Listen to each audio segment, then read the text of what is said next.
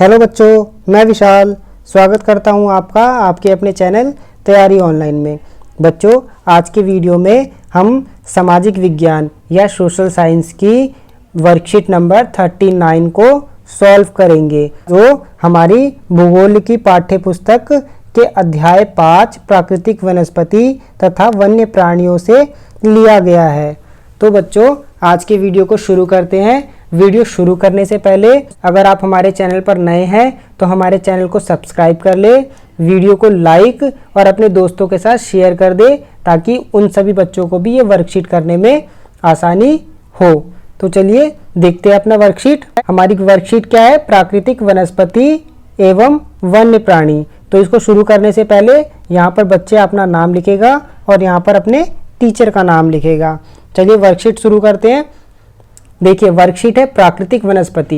प्राकृतिक वनस्पति किसको बोलते हैं, यह आप पिछली वर्कशीट में या पिछली वीडियो में सीख चुके हैं। मैं एक बार फिर भी आपको बता दूं, प्राकृतिक वनस्पति ऐसी वनस्पति होती है जो मानवीय हस्तक्षेप के बिना या मानवीय क्रियाकलाप के बिना अपने आप स्वतः ही उग जाती है। जैसे मैं आपको उदाहरण के लिए बताऊं, आप कहीं जंगल में देखते हैं कि पेड़ जो होते हैं वो अपने आप उग जाते हैं, या पौधे जो होते हैं, जो वनस्पति होती हैं जंगलों में या किसी पार्क में, वो अपने आप उग जाती है। उसमें आप पानी नहीं डालते, उसको आप लगाते नहीं है, लेकिन फिर भी वहाँ पर वो वनस्पति उग जाती है। तो ऐसी वनस्पति जिस पे मानव कोई भी हस्तक्षेप नहीं करता, उसको बोलते हैं प्राकृतिक वनस्पति। दूसरा क्या है हमारा? वन्य प्राणी।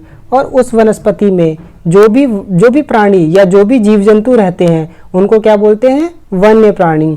तो चलिए हम टॉपिक को समझ चुके हैं, अब अपनी वर्कशीट को शुरू करते हैं। पढ़ते हैं क्या है। देखिए, भारत में प्राय औषधि के लिए प्रयोग होने वाली कुछ पादप हैं, जैसे सर्पगंधा, जामुन, अर्जुन, बबूल, नीम, तुलसी, कचनार आदि। भारत विभिन्न प्रकार की प्राणी संपत्तियों में धनी है, या जीवों की 90,000 प्रजातियां मिलती हैं। देश में 2,000 से अधिक पक्षियों की प्रजातियां पाई जाती हैं। यह कुल विश्व का 13% है। यहाँ मछली की 2546 प्रजातियां हैं, जो विश्व की लगभग 12% है। अब देखिए क्या कह रहा है यहाँ पर कि भारत में जो औषधियां हैं ना, जो औषधियां प्रयोग होती है, जैसे सर्पगंधा, जामुन, अर्जुन, बबूल, नीम, तुलसी, कचनार आदि। यानी आपने भी देखा होगा, आपके जो घर में बड़े लोग होंगे, बड़े बुजुर्ग लोग होंगे, वो इन चीज़ों का प्रयोग जो है वो औषधि के रूप में करते हैं। जैसे तुलसी, हम तुलसी का काढ़ा बना के पीते हैं। तुलसी को और भी कई सारी दवाइयों में उपयोग होता है। नीम, आपने देखा होगा कि आपके जो घर में बड़े बुजुर्ग लोग होंगे वो कहते हैं नीम बहुत फायदेमंद पौधा या पेड़ होता है ना। तो ऐसे ही ये जो हमारे भारत में ना औषधियों के बहुत सारे पेड़ है, बहुत सारी प्रजातियां हैं, और भारत जो है ना वो इस दृष्टि से बहुत ही धनी देश है या संपन्न देश है। यहाँ पर 90,000 प्रजातियां पाई जाती हैं। किसकी 90,000 प्रजातियां पाई जाती हैं? तो पादपों की। ऐसे 90,000 प्रकार के पादप भारत में पाए जाते हैं। देश में 2,000 से अधिक पक्षियों की प्रजातियां पाई जाती है, और भारत में 2,000 से भी ज़्यादा पक्षियों की प्रजातियां, यानी 2,000 टाइप्स के जो पक्षी हैं वो भारत में मिलते हैं। यह कुल विश्व का क्या है? 13% है। यानी कुल विश्व का 13% जो पक्षी की प्रजातियां हैं वो भारत में पाई जाती हैं। यहाँ मछली की 2546 प्रजातियां हैं। मछली की कितनी प्रजातियां हैं? 2546 प्रकार की मछलियां जो हैं वो भारत में पाई जाती हैं, जो विश्व का लगभग 12% है।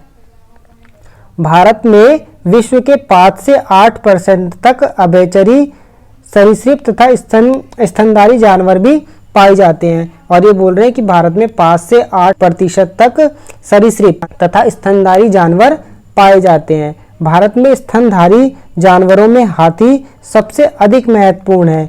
यह असम, कर्नाटक और केरल के उष्ण तथा आर्द्र वनों में पाए जाते हैं। अब कह रहा है जो स्तनधारी जीव होते हैं ना, वो भारत में सबसे अधिक महत्वपूर्ण है। क्यों? क्योंकि हम इनका उपयोग अलग अलग प्रकारों से करते हैं। जैसे जो स्तनधारी जीव होते हैं वो हमें दूध देते हैं, तो हम इनका उपयोग दूध के लिए करते हैं, और डेयरी प्रोडक्ट्स जो होते हैं हम उनके लिए भी इनका उपयोग करते हैं, है ना। तो कह रहा है कि ये सबसे महत्वपूर्ण है, और इसमें सबसे महत्वपूर्ण जो स्तनधारी जीव है वो हाथी है, जो कहाँ कहाँ मिलता है? असम में, कर्नाटक में, केरल में पाया जाता है। और यहाँ का जहाँ पर हाथी मिलता है वहाँ का मौसम मुख्यतः कैसा होता है, उष्ण तथा आर्द्र होता है, ये आपको याद रखना है। चलिए आगे बढ़ते हैं। भारत जीव सुरक्षा अधिनियम सन 1972 में लागू किया गया था।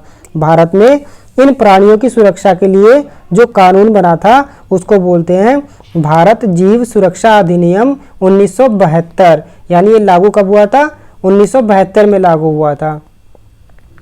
भारत विश्व का अकेला ऐसा देश है जहां शेर तथा बाघ दोनों पाए जाते हैं। और भारत विश्व में अकेला ऐसा देश है जहां पर बाघ और शेर दोनों ही मिलते हैं। भारतीय शेर का प्राकृतिक वास स्थल गुजरात में गिर जंगल है। और भारत का जो शेरों का प्राकृतिक प्रवास है ना, जहाँ पर शेर रहते हैं, वो कहाँ पर है, गुजरात के गिर के जंगलों में है। अब बाघ मध्य प्रदेश तथा झारखंड के वनों, पश्चिमी बंगाल के सुंदरवन तथा हिमालय क्षेत्रों में पाए जाते हैं। और बाघ कहाँ मिलते हैं, तो बाघ मध्य प्रदेश, झारखंड, पश्चिम बंगाल के सुंदरवनों में तथा हिमालय में पाए जाते हैं। भारत के नदियों, झीलों तथा समुद्री क्षेत्रों में कछुए, मगरमच्छ और घड़ियाल पाए जाते हैं। कह रहा है कि भारत में नदियों में, झीलों में और समुद्री क्षेत्रों में कछुए, मगरमच्छ और कौन से जानवर मिलते हैं, घड़ियाल पाए जाते हैं। घड़ियाल मगरमच्छ की प्रजातियों का एक ऐसा प्रतिनिधि है जो केवल भारत में पाया जाता है। और कह रहा है घड़ियाल और मगरमच्छ ऐसी प्रजाति है और ऐसी प्रजाति का प्रतिनिधि करती है या ऐसी प्रजाति है जो केवल और केवल कहाँ मिलते हैं, भारत में मिलते हैं।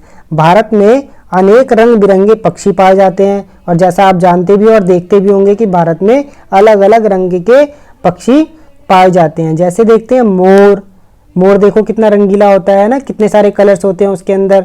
फिर बतख, बतख एक कलर का होता है। तोता, मैना, सारस, कबूतर आदि कुछ पक्षियों की प्रजातियां हैं जो देश के वनों तथा आर्द्र क्षेत्रों में रहती हैं। और जो ये सब पक्षियों की जातियां हैं वो कैसे क्षेत्रों में रहती है, आर्द्र क्षेत्रों में, यानी ऐसे क्षेत्र जहां पर बारिश ज़्यादा होती है या बारिश होती है। बहुत से कीड़े मकोड़े फसलों तथा फलों के वृक्षों में परागण में मदद करते हैं और हानिकारक कीड़ों पर जैविक नियंत्रण रखते हैं। प्रत्येक प्रजातियों का पारिस्थितिकी तंत्र में योगदान होता है, अतः उनका संरक्षण अनिवार्य है।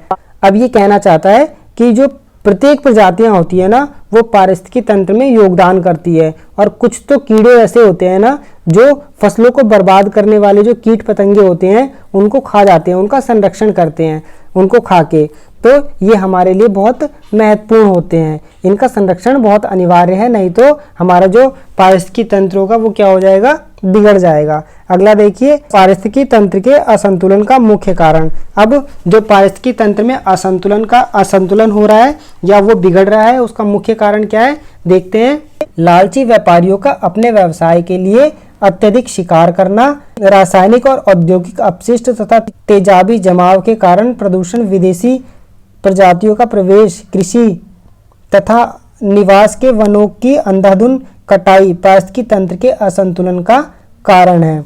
तो देखिए, पारिस्थितिकी तंत्र के असंतुलन का सबसे पहला कारण क्या है कि जो लालची व्यापारी हैं ये अपने फायदे के लिए क्या कर रहे हैं, अत्यधिक मात्रा में जानवरों का, वन्य जीवों का या पादपों का शरण कर रहे हैं या उनको नुकसान पहुंचा रहे हैं। दूसरा कारण क्या है, दूसरा कारण है जो अत्यधिक मात्रा में हम रसायनों का प्रयोग कर रहे हैं ना, वो रसायन भी कहीं ना कहीं इन जीव जंतुओं को प्रभावित कर रहे हैं और इनकी संख्याओं को कम कर रहे हैं। जैसे मैं एक छोटा सा उदाहरण आपको दूंगा कि हम घरों में आमतौर पर चूहे मारने की जो दवाई होती है या एक तरीके से जहर होता है उसका उपयोग करते हैं। और जब घर में चूहे मर जाते हैं तो हम चूहों को क्या कर देते हैं, बाहर फेंक देते हैं। जब हम चूहों को बाहर फेंक देते हैं तो चूहों को जो जीव जंतु खाते हैं, जैसे चील वो चूहों को खाती है, या कौवे वो क्या करते हैं, चूहों को, उन जहरीले चूहों को खा लेते हैं। और खाने के बाद क्या होता है, वो चील भी इन्फेक्टेड हो जाती है और मर जाती है। तो हम जो बहुत अधिक मात्रा में रसायनों का प्रयोग कर रहे हैं वो भी पारिस्थितिकी तंत्र के असंतुलन का मुख्य कारण है। या दूसरा एग्जाम्पल हम ले सकते हैं, जो खेतों में उर्वरकों का उपयोग हो रहा है कीड़ों मकोड़ों को मारने के लिए, वो क्या करते हैं, वो पक्षियों को भी प्रभावित करती हैं, जिससे उनकी संख्या भी क्या हो रही है, कम हो रही है। तीसरा कारण देखिए, तीसरा कारण क्या है कि हम अपने लाभ के लिए यानी कृषि के लिए या फिर वहाँ पर घर बनाने के लिए वनों की क्या कर रहे हैं, अंधाधुंध कटाई कर रहे हैं। और जब हम वनों को काट रहे हैं तो क्या हो रहा है, वहाँ पर जो वन्य जीव थे वो क्या हो रहे हैं, वो बेघर हो रहे हैं, वो वहाँ से हट रहे हैं और वहाँ की जो पारिस्थितिकी तंत्र है वो पूरा का पूरा बिगड़ जा रहा है। तो 3 कारण हो गए पारिस्थितिकी तंत्र के असंतुलन के। पहला कारण हो गया लालची व्यापारी हैं वो अत्यधिक मात्रा में शिकार कर रहे हैं। दूसरा, रासायनिक उर्वरकों का हम अत्यधिक प्रयोग कर रहे हैं। तीसरा कारण हो गया कि हम कृषि या अपने निवास स्थल के लिए वनों की अंधाधुंध कटाई कर रहे हैं। चलिए आगे देखते हैं वीडियो को। किसी भी क्षेत्र के पादप तथा प्राणी आपस में तथा भौतिक पर्यावरण में अंतर संबंधित होते हैं, इसे भी पारिस्थितिकी तंत्र कहते हैं। अब पारिस्थितिकी तंत्र किसे कहते हैं, जिसमें पादप और प्राणी जो होते हैं आपस में एक दूसरे से भौतिक पर्यावरण से जुड़े होते हैं और अगर उनमें से एक को भी प्रॉब्लम होगी तो सारा का सारा तंत्र जो है वो बिगड़ जाएगा। यह आपने पहले भी पढ़ा होगा पारिस्थितिकी तंत्र के बारे में, तो हम इस पर अभी नहीं जाते हैं, आगे बढ़ते हैं। जबकि धरातल पर एक विशिष्ट प्रकार की वनस्पति या प्राणी जीव वाले विशाल पारिस्थितिकी तंत्र या जीवोम कहलाते हैं। भारत देश में पादप और जीव संपत्ति की सुरक्षा के लिए सरकार ने कई कदम उठाए हैं। अब भारत में पादप और जीव संपत्ति की सुरक्षा के लिए सरकार ने कुछ काम किए हैं, उन कामों को देखते हैं या कुछ कदम उठाए हैं हम उनको देखते हैं। सबसे पहला कदम क्या है, देश में 18 जीव मंडल निश्चय आरक्षित क्षेत्र स्थापित किए गए हैं। इनमें से 10 सुंदरवन पश्चिम बंगाल में, नंदा देवी उत्तराखंड में, मन्नार की खाड़ी तमिलनाडु में, नीलगिरी केरल कर्नाटक तथा तमिलनाडु में, नाकरेक ग्रेट निकोबार, मानस सिमलीपाल पंचमढ़ी और अचनकमर अमरकंटक की गणना विश्व के जीवमंडल निश्चयों में की गई है। अब ये बता रहा है कि भारत ने 18 जीवमंडल निश्चय यानी आरक्षित क्षेत्र की स्थापना की गई है जहां पर पक्षियों को या फिर जीव जंतुओं को या पादपों को सुरक्षित रखा गया है। दूसरा देखिए क्या काम किया है, सन 1992 में सरकार द्वारा पादप उद्यानों को वित्तीय तथा तकनीकी सहायता देने की योजना बनाई गई है। तीसरा काम क्या किया गया है, बाघ संरक्षण, गेंडा संरक्षण, भारतीय भैंस संरक्षण तथा पारिस्थितिकी तंत्र के संतुलन के लिए कई योजनाएं बनाई गई हैं। चौथा क्या किया गया है, 103 राष्ट्रीय उद्यान, 535 पक्षी आश्रय स्थल और कई चिड़ियाघर राष्ट्र की पादप और जीव संपत्ति की रक्षा के लिए बनाए गए हैं। सरकार ने इनकी सुरक्षा के लिए क्या क्या कदम उठाए हैं। अब एक बार प्रश्नों को देख लेते हैं। तो पारिस्थितिकी तंत्र से आप क्या समझते हैं, आपने ऊपर पढ़ा है कि पारिस्थितिकी तंत्र किसे कहते हैं, आप हमें बताइए कि पारिस्थितिकी तंत्र किसे कहते हैं। अगला देखिए, अगला प्रश्न क्या है, भारतीय जीव सुरक्षा अधिनियम कब लागू हुआ। तो आपने ऊपर पढ़ा था भारतीय जीव सुरक्षा अधिनियम कब लागू हुआ था, तो भारतीय जीव सुरक्षा अधिनियम 1972 में लागू हुआ था। इसका आंसर हमें मिल गया। जीवों का संरक्षण क्यों अनिवार्य है, भाई जीवों का संरक्षण क्यों अनिवार्य है, क्योंकि जीव जो है जीव जंतु आपस में एक दूसरे से जुड़े होते हैं, ये पारिस्थितिकी तंत्र का एक हिस्सा होते हैं और अगर हम इन्हें संरक्षित नहीं करेंगे तो हमारा पारिस्थितिकी तंत्र बिगड़ जाएगा और अगर पारिस्थितिकी तंत्र बिगड़ गया तो जीवन मुश्किल हो जाएगा क्योंकि सभी चीज़ें प्रकृति में एक दूसरे से जुड़ी हुई होती हैं। अगला प्रश्न देखिए, भारत सरकार द्वारा पादप और जीव संपत्ति की सुरक्षा के लिए उठाए गए प्रमुख कदमों को बताइए। देखिए यहाँ पर लिखा हुआ है भारत सरकार ने जीव संपत्ति की सुरक्षा के लिए कौन कौन से कदम उठाए हैं, तो आप यहाँ से देखकर लिख सकते हैं। चौथा देखिए, जीवोम से आप क्या समझते हैं, जीवोम क्या होता है। देखिए आपने ऊपर पढ़ा भी था जीवोम क्या होता है, देखिए यहाँ पर लिखा हुआ है। देखिए इसका उत्तर क्या है, जीवोम को एक बृहद प्राकृतिक परितंत्र के रूप में परिभाषित किया जाता है।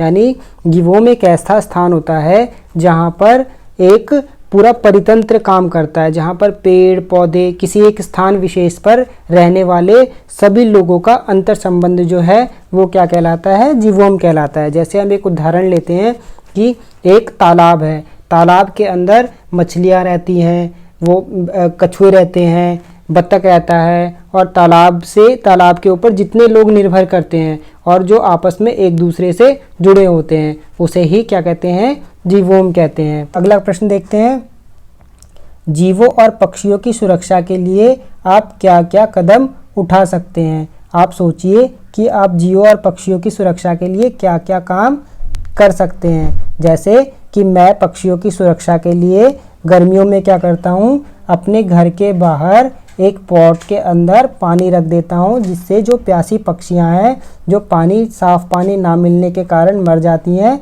वो सुरक्षित रह सके।